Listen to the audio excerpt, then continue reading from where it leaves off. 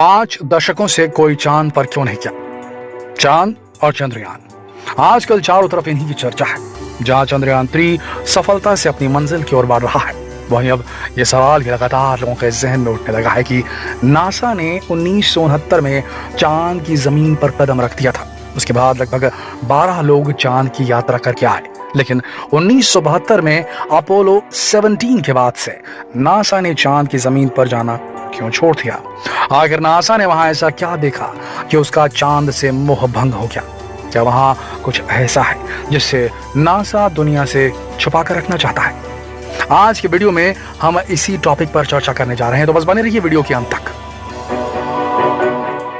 दोस्तों, आपने कभी ध्यान दिया है कि जब आपको चांद की सतह की कोई तस्वीर दिखती है तो हमेशा धुंधली और ब्लैक एंड व्हाइट ही क्यों होती है, जबकि आपने मंगल और दूसरे ग्रहों की तस्वीरें एकदम शानदार हाई क्वालिटी ही देखी होंगी। जबकि चांद पर आज तक कई मून मिशंस किए जा चुके हैं, कई रोवर्स भी वहां की जमीन पर मौजूद हैं।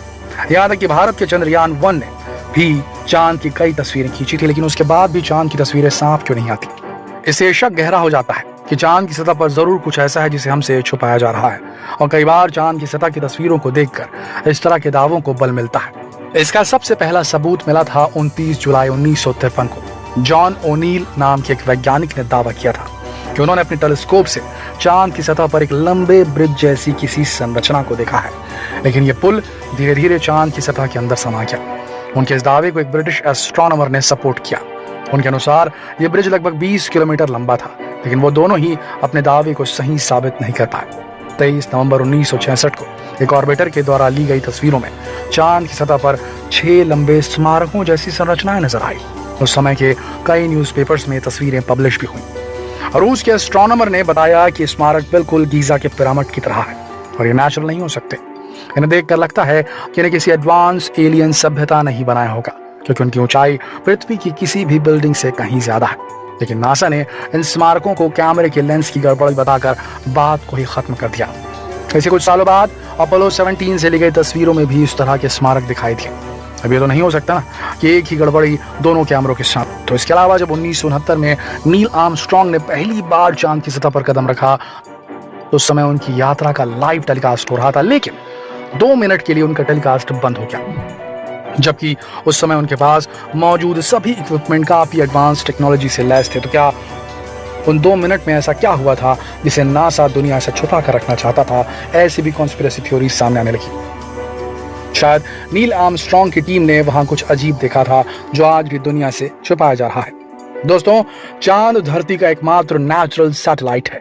चांद धरती से 3,84,403 किलोमीटर की दूरी पर स्थित है और आकार के हिसाब से सौरमंडल का 5वां सबसे बड़ा नेचुरल सैटेलाइट है।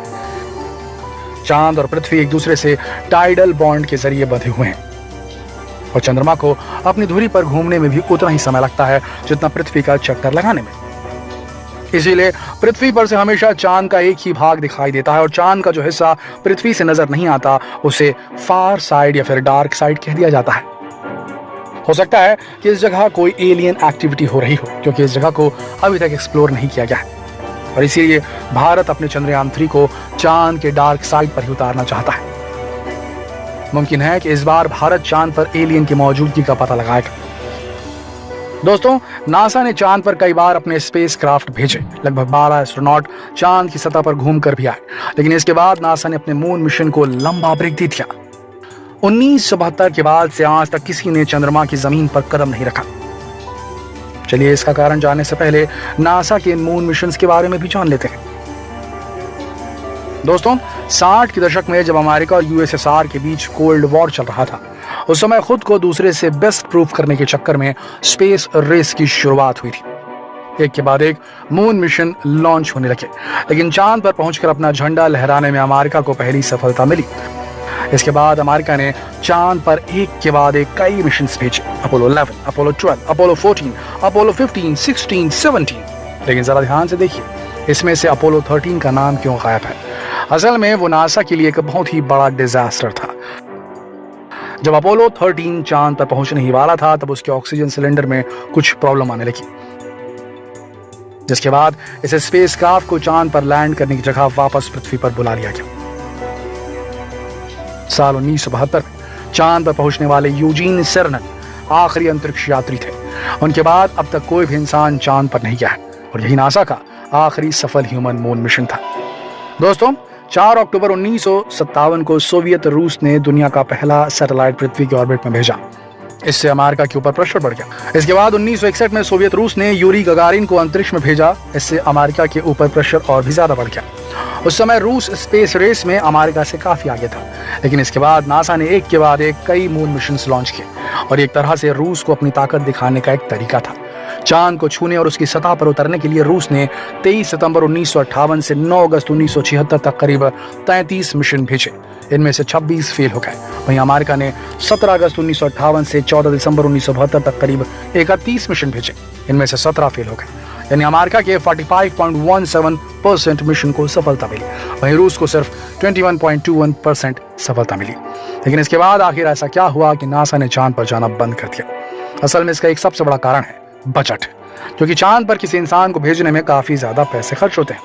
लॉस एंजलिस के कैलिफोर्निया यूनिवर्सिटी के प्रोफेसर माइकल रिच कहते हैं कि चांद पर इंसान मिशन भेजने में काफी खर्च आया था, जबकि इसका वैज्ञानिक फायदा बेहद कम हुआ।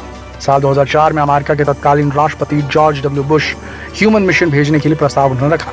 इसमें $1,04,000 मिलियन अमेरिकी डॉलर का अनुमानित बजट बनाया गया था, लेकिन भारी भरकम बजट के चलते उस वक्त भी यह प्रोजेक्ट ठंडे बस्ते में चला गया। यहाँ एक बात और इम्पोर्टेंट थी कि बिना इंसान वाला उपग्रह भेजने में काफी कम खर्चा आता है और हर वो काम हो जाता है जो इंसान कर सकता है। शायद इसीलिए ही नासा ने मून मिशन की जगह दूसरे प्रोजेक्ट्स पर ध्यान देना शुरू कर दिया। लेकिन अमेरिका की अंतरिक्ष एजेंसी नासा एक बार फिर चांद की सतह पर इंसान को भेजने की तैयारी कर रही है। अमेरिका के पूर्व राष्ट्रपति डोनाल्ड ट्रंप ने इस प्रोजेक्ट पर सिग्नेचर किए थे। हालांकि प्रोजेक्ट अपनी टाइमलाइन के अनुसार नहीं चल रहा, लेकिन उम्मीद की जा रही है कि 2024 में नासा का अंतरिक्ष यान एक महिला अंतरिक्ष यात्री को लेकर चांद की यात्रा पर जाने वाला है। जी हाँ, पहली अंतरिक्ष यात्री जो चांद की सतह पर कदम रखेगी। दोस्तों, अब एक बार फिर से चांद पर जाने की होड़ शुरू हो रही है, जिससे चांद पर छिपे रहस्य उजागर होने की संभावना बढ़ गई है। अब देखना होगा कि चांद पर एलियन मौजूदगी की थ्योरी सच साबित होती है या नहीं। दोस्तों, आपको क्या लगता है कि चांद पर कोई एलियन सभ्यता मिल पाएगी, और क्या ये पृथ्वी के लिए विनाश का संकेत तो साबित नहीं होगा? आपकी इस बारे में क्या राय है? अपने विचार हमें कमेंट सेक्शन में जरूर लिखें।